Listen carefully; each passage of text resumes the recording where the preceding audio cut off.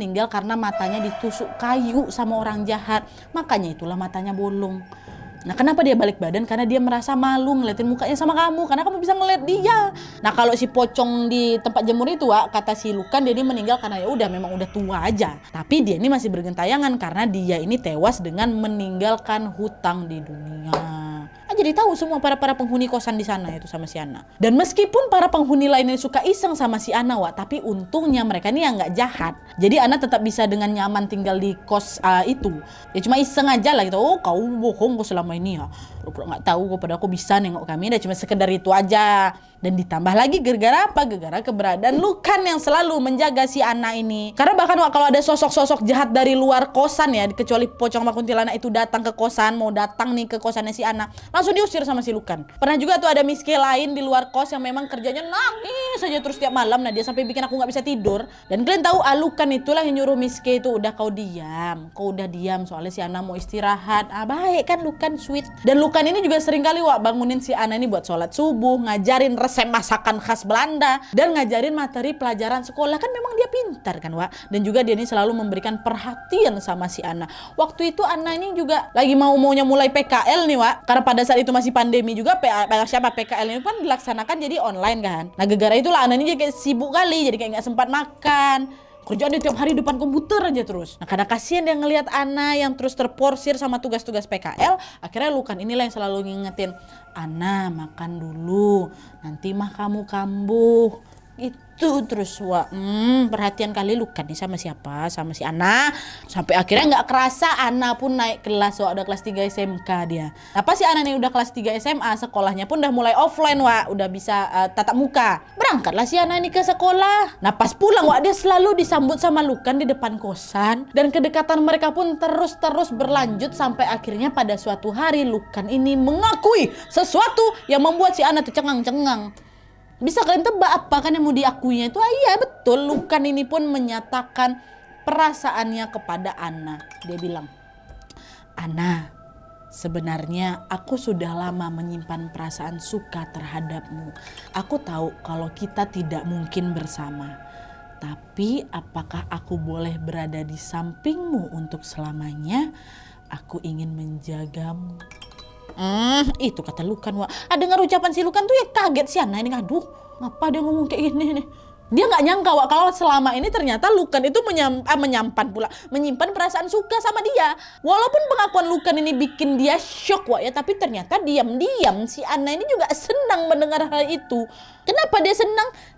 Iya memang karena sebenarnya Ana ini juga menyimpan perasaan yang sama Lukan. Dari sejak kami mulai dekat-dekat dulu, Nana, perlahan-lahan tuh mulai tumbuh pula benih-benih asmara dalam hati aku, kata si Ana. Aku senang kali, Nat, menerima perhatian Lukan. Selama ini aku gak pernah dapat. Aku merasa bahagia dengan keberadaan Lukan yang selalu siap sedia menjaga dan juga bantu aku. Sama Lukan inilah, Wak, untuk pertama kalinya aku ini bisa merasa jatuh cinta, kata dia. Baru sama Lukan, baru sama hantu, Wak. Pertama kali dia jatuh cinta kelas 3 SMA. Siapa yang ku cintai? Lukan. Hantu tuh. Tapi, Wak, sejak si Ana ini menyadari perasaan itu, Ana pun coba kayak menepis. Karena aku juga sadar, Nadia, bahwa aku sama Lukan gak akan mungkin bisa satu. Orang beda dunia, Wak, beda alam kami tuh. Ana ini selalu mikir, masa iya sih aku suka sama hantu? Gak mungkin lah aku suka sama hantu. Tapi ya gimana ya, hantunya cakep, baik, perhatian. Lah gimana dong? Udah terlanjur nyaman pula aku kayak itu. Begalau sendiri dia. Sampai akhirnya, Wak, waktu Lukan ini confess, Ana pun ngejawab dengan jujur. Dia bilang, apa Lukan? Sebenarnya aku ini juga suka sama kamu. Aku senang ada kamu. Boleh kok kalau kamu mau di samping aku dan menjaga aku. Tapi kita tidak mungkin bersama ya. Dia ngomong kayak gitu.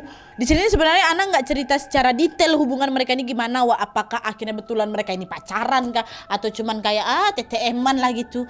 Tapi yang jelas mereka ini sama saling-saling menyatakan perasaan gitu di beda dunia gitu. Dan sejak saat itu juga mereka jadi semakin dekat, Wak, makin lengket macam lem, kalian tahu. Karena kemana-mana bareng terus, mereka suka ketawa-ketawa bareng, nonton film bersama, bercandaan juga, bahkan tidur juga bersamaan. Tapi katanya nggak ngapa-ngapain, Wak, ya. Jadi mikir macam-macam, kalian nggak usah. Cuma tiduran bareng aja aku Nadia, katanya, kata si Ana. Dan Lukan kan gak bisa tidur, orang dia hantu, kayak cuma rebahan aja gitu, dia kayak Edward Cullen. Jadi kan cuma buat ngejagain Ana. Ya Allah, so sweet, tapi aku merinding, so sweet kau tuh Ana. Dan kedekatan mereka ini pun terus berlanjut sampai akhirnya Ana lulus SMK. Nggak kerasa udah 3 tahun aja Ana ngekos di sana kan. Dan setelah lulus ya otomatis Ana harus keluar lah dari kosan itu. Udah habis kontrakanmu di 3 tahun, baliklah kau ke rumah lagi. Ana pun pamitan wak sama Lukan. Lukan bilang, Ana bilang, Lukan, aku bulan depan mau pindah. Aku udah ngekos di sini lagi, kata siapa Ana kan. Ya, kamu pindah kemana Ana? Masa aku sendirian di sini? Ya aku harus pulang kan. Aku kan udah mau lulus sebentar lagi. Dengan raut muka sedih tuh kan, ya Lukan pun berkata, sedih aku kamu ninggalin aku. Boleh nggak aku ikut sama kamu Ana? Kata Lukan Wak. Mendengar hal itu Ana nggak ngomong apa-apa Wak. Ana nggak jawab apa-apa, dia diam aja gitu kan. Nah udah tuh singkat cerita, sebelum lulus sekolah dan memang harus pindahan dari kosan itu Wak, Ana ini pengen main bareng lagi sama temannya si Rani. Masih ingat kalian kan Rani yang memang nyaranin dia buat jadi dengerin Stray Kids. Nah Ana pengen nih jalan-jalan sama si Rani dalam rangka acara kayak perpisahan gitulah, farewell. Dan kebetulan waktu mereka ini mau main pas kali azan berkumandang. Nah waktu itu si Rani ini mampir dulu buat si Rani ini mampir dulu ke masjid buat sholat. Rani bilang, An, nanti kau jemput aku di masjid aja ya. Aku mau sholat dulu, katanya gitu. Oh oke, siap. Aku juga masih mau sholat kok di kos. Nanti aku jemput kau di masjid ya Rin, katanya. Oke, katanya kabarin kalau kau udah OTW. Kata siapa ini, kata Rina kan.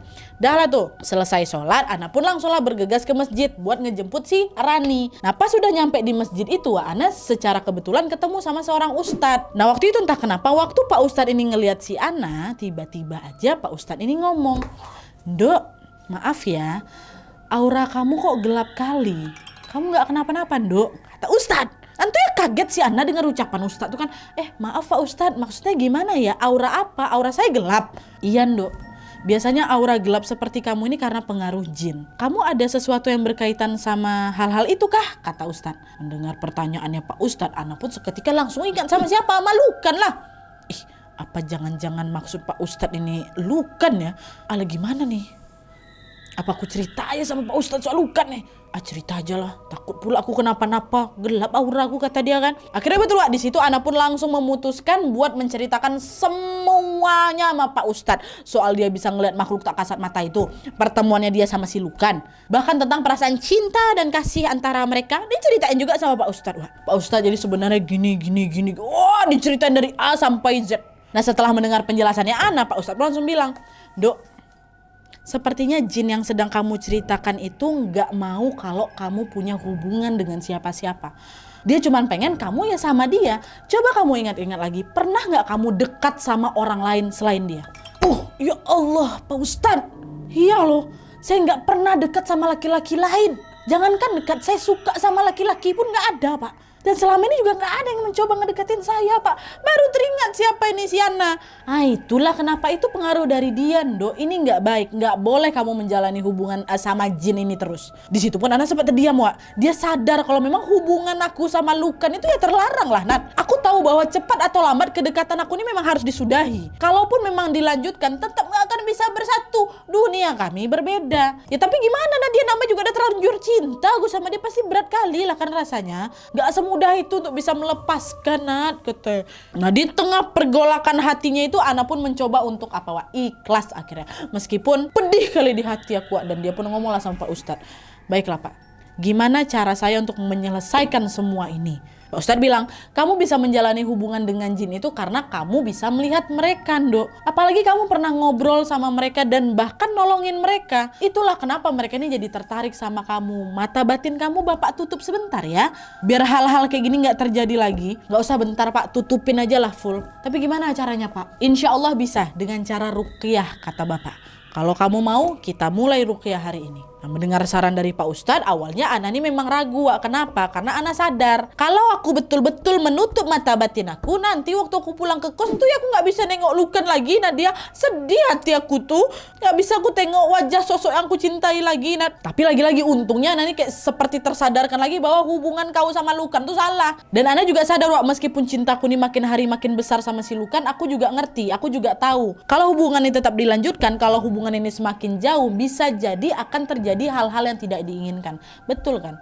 Bisa jadi ngelunjak Lukan nih, dia minta nanti sehidup semati mereka, udah kamu hidup di alam aku, dibunuhnya siapa ini, si Ana, dipengaruhi pikiran buat ngakhiri hidup, kan bisa Wak. Akhirnya dengan mantap nih Wak, Ana langsung berkata, baik Pak, saya mau ruqyah hari ini juga. Oke, baik, insya Allah kita laksanakan sekarang. Akhirnya betul Wak, di hari itu juga tuh ruqyah itu pun dilakukan di masjid tempat si Rani itu.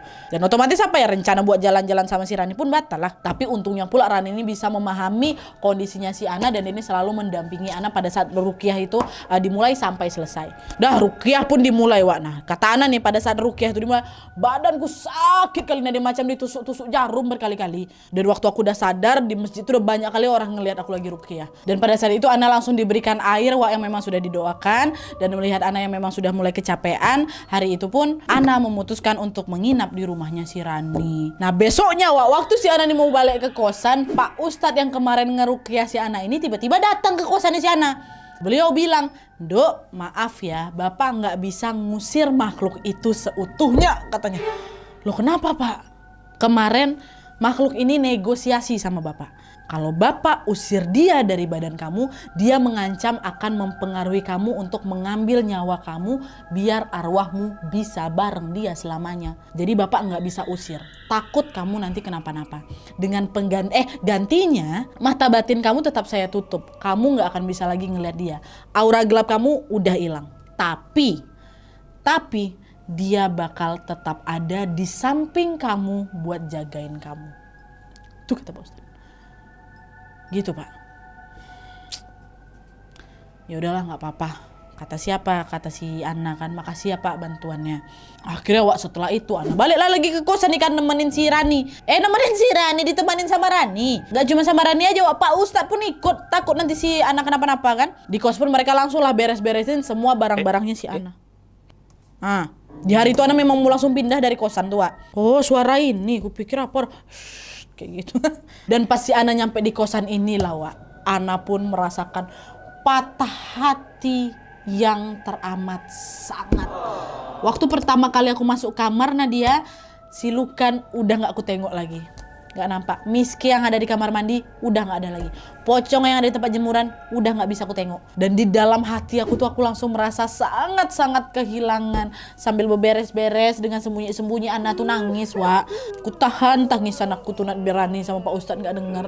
Sedih kali aku. Ya iyalah Wak, wajar lah dia ngerasa kehilangan kan, orang sama-sama tiap hari sama Lukan itu kok. Dan setelah semua selesai, mereka pun langsung lah bergegas keluar kosan. Dan dalam hati Ana pun langsung mengucapkan, selamat tinggal Lukan. Kok aku jadi sedih ya. Nah terus Wak, setelah si Ana ini lulus SMK dan dia pindah dari kos lamanya itu, Ana pun mulai melanjutkan hidupnya seperti biasa. Meskipun berat Nadia, aku meninggalkan kenanganku bersama Lukan, aku tetap berusaha sekuat tenaga untuk bisa merelakan itu semua. Sampai pada suatu hari sesuatu yang mengejutkan pun kembali terjadi Wak. Dimana waktu itu Ana itu lagi janjian ketemuan sama kawannya yang namanya Sonya di kafe. Nah pas sudah nyampe kafe ini, mereka ya saling nyapa, ya apa kabar kau? Gitu lah segala macam. Mereka pesanlah minum, pesan cake. Dah pesanan datang, lanjut lagi ngobrol nih, macam update kehidupan masing-masing lah gitu Wak. Nah terus lagi asik-asikan ngobrol, tiba aja si Sonya nih ngomong, Ana maaf ya Ana ya, kau melihara hantu nah? Hah? Maksud kau? Melihara hantu gimana? Ya nggak mungkin lah, gila ego. Nah terus yang di belakangku tuh siapa? Kata si Sonya Wak. Ih, belakang aku. Terdiam si Ana kan. Hah? Emang kau ngelihat apa Son? Ciri-cirinya gimana? Cowok Wak, rambutnya pirang, matanya biru, kulitnya putih, tinggi kurang lebih 175 cm lah. Dan dia sekarang lagi ngeliatin kau, kata Sonya Wak. Nah mendengar perkataannya Sonya, Ana pun langsung ngerasa terharu. Kenapa ya? Karena Ana langsung bisa menebak siapa sosok yang lagi ngikutin dia, yang lagi ada di belakang dia tuh kan. Sosok yang pernah dia cintai dan tentunya sangat dia rindukan waktu itu. Sambil tersenyum lega lah waktu itu kan, si Ana bilang, oh iya namanya Lukan, dia baik kok, dia yang ngejagain aku selama ini. Pantesan apa Ana, dia dari tadi senyum terus sambil ngeliatin kau. Oh bagus lah kalau kayak gitu, dia nggak jahat, kelihatan tulus sih aku lihat, kayak dia sayang sama kau, kata Sonya. Mendengar ucapannya si Sonya, Ana tiba-tiba apa nangis lah. Tapi kali ini bukan nangis yang lebih kesedih gitu loh Nadia, aku tuh nangis karena aku terharu aja. Meskipun memang hubungan aku sama Lukan udah lama berakhir, ternyata Lukan tetap memenuhi janjinya untuk selalu berada di sampingnya si Ana dan juga menjaga si Ana. Dalam hati pun Ana kayak mengucapkan terima kasih gitulah sama si Lukan, karena dia ini selalu ya memberikan sinyal-sinyal bantuan setiap kali si Ana masih kesusahan. Emang sering, Wak. Misalnya waktu si Ana ini terlalu sibuk, dia telat makan dengan suara yang sangat-sangat tipis tapi jelas kadang terdengar di telingaku. Nah dia ngomong, ayo makan dulu. Di sini Ana tahu, bagi sosok seperti Lukan, menampakkan diri atau mengeluarkan suara tentu membutuhkan energi yang sangat besar. Karena itulah Ana tuh jadi kayak berterima kasih gitulah sama si Lukan, karena selalu mengorbankan energi sebesar itu hanya untuk menjaga si Ana. Dan sampai ketika si Ana ini mengirimkan email cerita ini ke aku aja, Wak, ya, kata si Ana, Lukan masih setia tetap berada di samping si Ana. Aduh jangan dong, aku tuh agak trauma kalau bisa didatangin hantu Belanda untuk kemarin si Lin, sekarang si Lukan. Coy, dah. Oke, Wak, jadi itu tadi cerita tentang Ana yang memang pernah terlibat kisah asmara dengan sosok hantu ganteng Belanda ya kan, namanya Lukan. Ya sedih sih memang, Wak, karena mau secinta apapun kau sama Lukan, kau udah beda dunia, pasti nggak akan mungkin bisa bersatu. Itu kan juga kadang ada juga yang disebut namanya godaan-godaan jin kan, Wak, ya. Wallahu alam lah, yang jelas kita doakan aja lah semoga Lukan tenang di sana dan Ana ini juga bisa mendapatkan atau bisa dapat menjalani hidupnya dengan baik lagi. Dan FYI Ana juga sempat cerita kalau aura gelap yang pernah bikin dia susah punya cowok ya kan, sekarang udah hilang, Wak, karena beberapa waktu yang lalu ada yang sudah melamar Ana. Tapi sayangnya Ana belum bisa nerima lamaran itu, Wak, karena dia lagi pengen fokus untuk mewujudkan cita-citanya katanya. Kita doain aja lah ya, semoga kelak Ana bisa mendapatkan pasangan yang lebih baik, yang juga tampan, yang tentunya soleh, dan bisa membuat Ana bahagia. Amin ya rabbal alamin.